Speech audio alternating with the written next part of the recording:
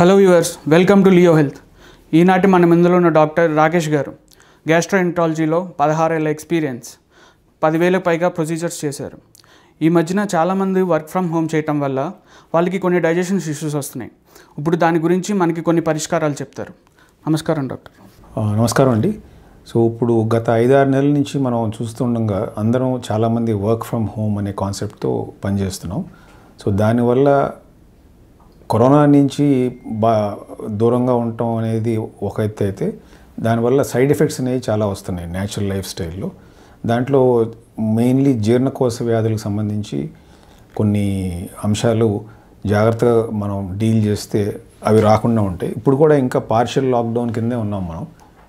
చాలామంది work from హోమ్లోనే చేస్తున్నారు. So జనరల్గా ఏంటంటే ఈ తినే ఆహారపు అలవాట్లు అనేది మనకి జాగ్రత్తగా చూసుకోవాలి. ఆహారపు అలవాట్లు ఎలా మేనేజ్ చేసుకోవచ్చు అంటారు sir? Wisely eat healthy and eat timely అంటాం. అంటే ఈట్ హెల్దీ అంటే మంచి న్యూట్రియంట్ ఫుడ్, సరైన మోతాదులో కార్బోహైడ్రేట్స్, ప్రోటీన్స్, ఫ్యాట్స్, మినరల్స్ చూసుకుని తినటం ఒకటి. రెండు, టైమ్లీ ఫుడ్ అంటే ఒక టైం పెట్టుకుని తినాలి. ఇప్పుడు పడితే అప్పుడు లేట్ నైట్ ఫుడ్ తింటాం, లేదంటే ఎర్లీ మార్నింగ్ తింటాం, అట్లా లేకుండా పర్టికులర్ టైం ఉండాలి. అండ్ మూడోది ఈట్ వైజ్లీ అంటే తెలివిగా తింటాం. అంటే నేను చెప్పినట్టుగానే తక్కువ మోతాదులో ఎక్కువ సార్లు తీసుకోవటం, ఏమి తీసుకోవాలనేది అది ఒక ఆర్ట్ ఆఫ్ ఈటింగ్. ఏది పడితే అది మనకి దొరికిందల్లా తినటం అనే కాకుండా. సో ఇవి బేసిక్ ప్రిన్సిపల్స్. సార్ ఇప్పుడు లాక్డౌన్లో చాలామంది ఎక్సర్సైజులు కూడా చేయట్లేదు. దాన్ని ఓవర్కమ్ చేయటం ఎలా, ఫిట్గా ఉండటం కోసం? ఎక్సర్సైజ్ అనేది ఇంపార్టెంట్. దాని మీద ఏమి లాక్డౌన్ లేదు ఇంతవరకు. అంటే there is no lockdown and exercise. Exercise చేయకుండా, సోషల్ లాక్డౌన్ అని బయటికి వెళ్ళకుండా, ఫుడ్లో కూడా జాగ్రత్తలు తీసుకోకుండా ఏది పడితే తినేసి ఊబకాయం వల్ల ఒబిసిటీ లావ్ అయిపోవటం అనేది అదంతా మన చేతుల్లో ఉంది. ఎక్సర్సైజ్ చేయకపోవడం అనేది it's all in our mind set. మనం చేయాలి అనే దృక్పథం ఉంటే ఎక్సర్సైజ్ చేయగలం, చేయలేవద్దు అంటే చేయలేం. So it is as simple as that. So social lockdown అనేది సోషల్ లాక్డౌన్ కానీ ఎక్సర్సైజ్ లాక్డౌన్ కాదు. సో ఆహారం సరిగ్గా తీసుకోవటం, సరైన మితంగా తీసుకోవటం, దెన్ ఎక్సర్సైజ్ చేయటం, ఇవన్నీ వెరీ ఇంపార్టెంట్.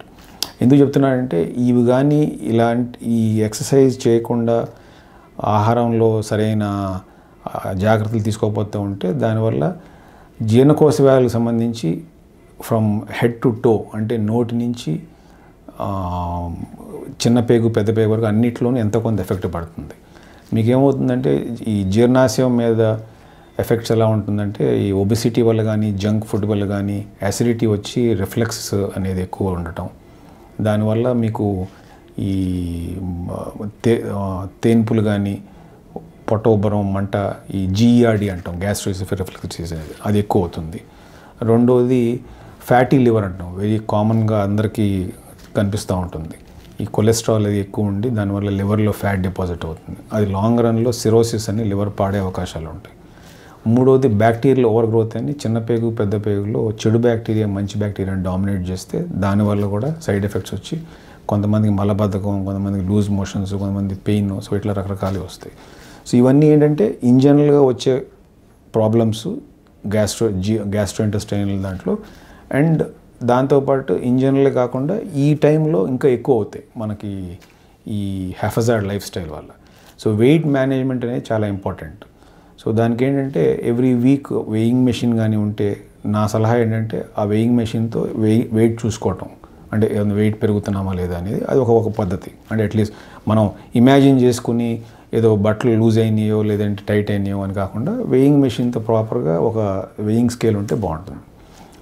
ఇంకోటి ఏంటంటే అందరికీ అన్ని ఫుడ్స్ పడవు. అలా అని చెప్పి నేను ఒక్కొక్కరికి ఈ ఫుడ్డే తినాలని నేను చెప్పట్లేదు. కార్బోహైడ్రేట్స్, ప్రోటీన్, ఫ్యాట్స్ ఈ కామన్ పీపుల్కి ఎలా తెలుస్తుంది సార్ ఎంత మోతాదులో తినాలి ఏంటి అనేది?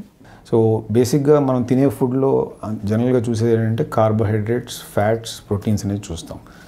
సో ఒక సింపుల్ సూత్రం ఏంటంటే మనకి ఆహారం కావాలి తినటానికి, తిని జీవించడానికి. సో దాంట్లో కార్బోహైడ్రేట్స్ అనేది, ప్రోటీన్స్ అండ్ ఫ్యాట్స్ అనేది అన్నిట్లో ఉంటుంది. మనం ఏ తినే ఫుడ్లో అయినా ఈ 3 బేసిక్ రెసిపీస్. సో మనం గుర్తుంచుకోవాల్సింది ఏంటంటే 1 గ్రామ్ కార్బోహైడ్రేట్ అంటే రైస్ లేదంటే ఈ జొన్నలు ఇలాంటివన్నీ 1 గ్రామ్ తింటే 4 క్యాలరీలు మన బాడీలోకి వెళ్తుంది. అదే 1 గ్రామ్ ఫ్యాట్స్ అంటే ఆయిల్ కానీ స్వీట్స్ కానీ ఎనీథింగ్ ఆయిలీ ఫ్యాటీ ఫుడ్, అది 1 gram is equal to 9 calories. Proteins అంటే అవి మన ఈ పప్పుల్లో ఉండొచ్చు, పప్పు ధాన్యాల్లో, లేదంటే ఎగ్, నాన్ వెజ్ చికెన్ వాటిలో ఉండొచ్చు. సో అది 1 గ్రామ్ తింటే 4 క్యాలరీ వెళ్తుంది. సో ఈ లెక్కన మనం ఎంత తింటున్నాం అనేది గ్రామ్స్ ప్రకారంగా చూసుకుంటే, ఇన్ని గ్రామ్స్ తిన్నాము కార్బోహైడ్రేట్స్ అంటే దానికి ఇంటూ 4 చేసుకోవాలి. ఇన్ని గ్రామ్స్ ప్రోటీన్ తిన్నాము అంటే ఇంటూ 4 చేసుకోవాలి. ఇన్ని గ్రామ్స్ ఫ్యాట్ తిన్నాము అంటే ఇంటూ 9 చేసుకోవాలి. సో ఆ విధంగా మీ బాడీ వెయిట్కి సరిపడా ఎంత క్యాలరీస్ కావాలనేది మనం మెజర్ చేసుకుని అప్రాక్సిమేట్గా తినటం అనేది మంచి పద్ధతి. ఇప్పుడు సార్ కరోనా వచ్చిన టైంలో చాలామంది చికెన్ తింటే ప్రోటీన్ వస్తుంది, కరోనా కొంచెం తగ్గుతుంది అని అది ఎంత మట్టుకు నిజమంటారు? అది ఒక రకంగా నిజం. ఏంటంటే బాడీ ఇమ్యూనిటీ పెంచడానికి మనకి కొంచెం పౌష్టికాహారం కావాలి. సో బాడీ ఇమ్యూనిటీ పెంచి ఈ కరోనా వైరస్ ఏదైనా వచ్చినా రాకుండా ఉండడానికి ఫైట్ చేయడానికి. అలా అని చెప్పి మితిమీరంగా తిన్నామంటే దానివల్ల ఈ ఊబకాయం వచ్చి ఈ సైడ్ ఎఫెక్ట్స్ అన్నీ వస్తాయి.